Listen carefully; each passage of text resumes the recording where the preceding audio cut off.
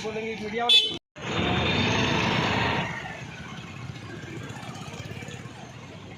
तो तुम कागज कैसे करिएगा?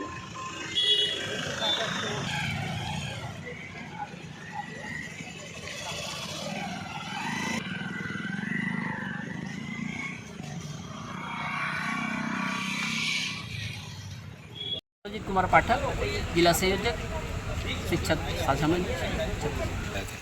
आज हम लोग कलेक्टर साहब से लेकर युक्ति करने की जो प्रक्रिया पूरे प्रदेश और हमारे ज़िले में चल रही है, उसमें जो विसंगतियाँ हैं उससे अवगत कराने के लिए हम लोगों ने कलेक्टर साहब को ज्ञापन दिया। हम लोगों ने बताया कि जो हमारी नीतिगत विसंगतियाँ हैं उससे हमने कलेक्टर साहब को अवगत कराया कि हमारा 2019 का राजपत्र है जिसमें 2023 में संशोधन किया गया और वहाँ पर विषय की शिथिलता की गई है। अतः राजपत्र में चूँकि उल्लेखित है तो किसी भी सचिव स्तर के अधिकारी के मार्गदर्शन उसको सुपरसीड नहीं कर सकते।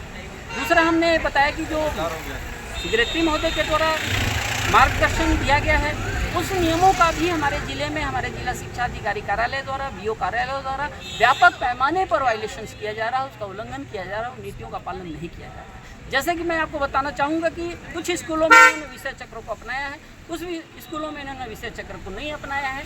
ये सामान्य सी बात है कि किसी भी एक प्रक्रिया में दो तरह के नियम नहीं लग सकते।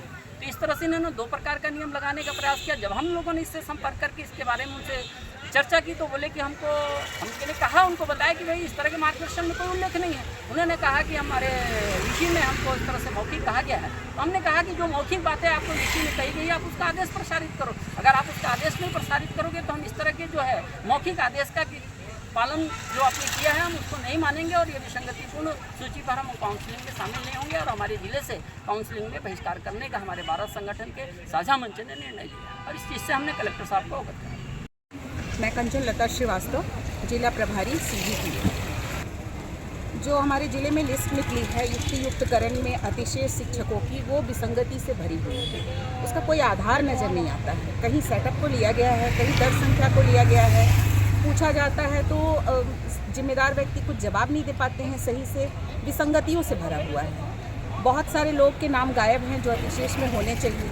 प्राइमरी स्कूलों का जो सेटअप है और मिडिल स्कूलों का जो सेटअप है वो हमको मान्य नहीं है। जो सरकार ने अपने नियम प्रकाशित किए हैं उन नियमों को भी यहाँ अनदेखा किया गया है।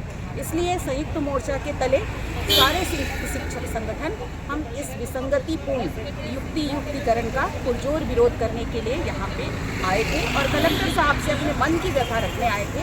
और हमें उम्मीद है कि कलेक्टर साहब हमारे मन की व्यथा सुनेंगे, क्योंकि इस जिले की मुखिया हैं और वो ही संरक्षण है कि इस जिले में कोई गलत काम नहीं होना चाहिए। अगर लिस्ट निकलता है तो सही निकले, बराबर निकले और नियमों को माना जाए।